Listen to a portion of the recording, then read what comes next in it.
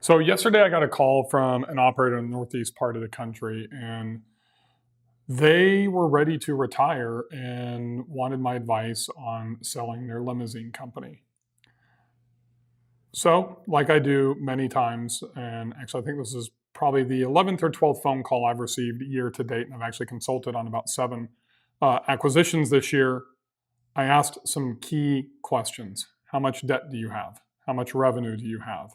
How many personal expenses, or what's the dollar amount of personal expenses on a monthly or annual basis that you're running for your company? What's your profit margin? What's your EBITDA? Basically, those 5 or 6 questions, we can get a really good snapshot along with the debt on their vehicles and any long-term leases or loans that they would have without even really looking at somebody's balance sheet or P&L to have an understanding if their company is worth anything, and if so, what they can expect. Unfortunately, this company was worth zero. It was doing about $220,000, $240,000 a year in revenue. They had $100,000 plus. When someone tells me $100,000, I'm going to assume it's a little bit higher, just in debt on their vehicles.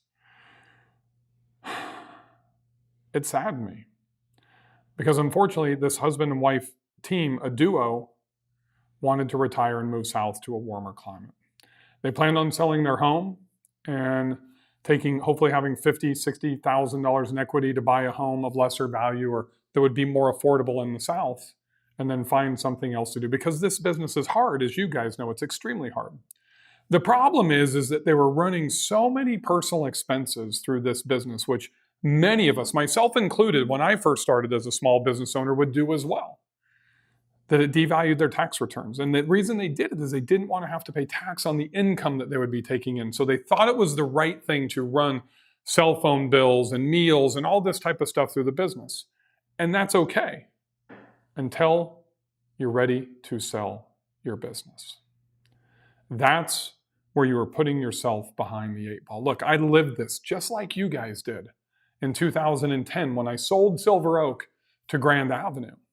And look, when you were selling your business, and if you want to get premium value, I kind of look at, not just in the limousine industry, but in any business, 3 to 5x. Every dollar that you pay taxes on today, every piece of EBITDA, earnings before taxes and depreciation, net profit, everything that you're paying taxes on is going to be worth $3 to $5, 3 years, 4 years, 5 years down the road when you go to sell your business. And you have to start planning for that now, so you're not behind the 8 ball when you actually decide that you have, especially if you have to sell, if you're forced to sell. That's when it becomes a legitimate problem.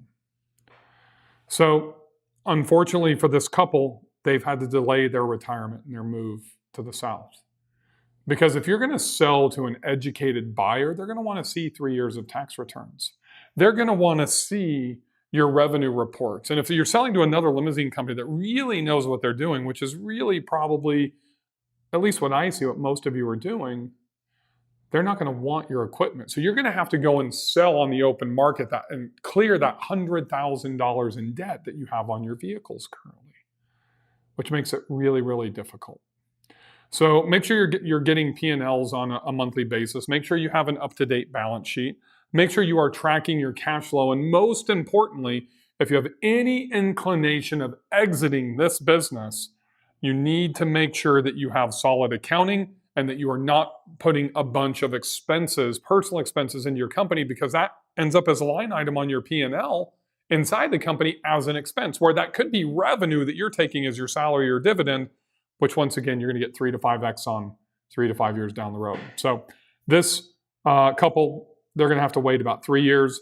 They're going to have to take the steps that I've advised them to do. The thing that's really disappointing for me is their accountant was letting them do this, kind of knowing what their exit strategy was, but now they're going to have to refocus, and they're kind of in this 3-year window, maybe 2 years, could be 3, to where they're going to have to get their finances straight and their accounting straight, to where they could actually possibly turn a profit on the sale of their company. As always, I'm available to you to help you, to guide you. If you have any questions, feel free to email me, bill@limogrowth.com.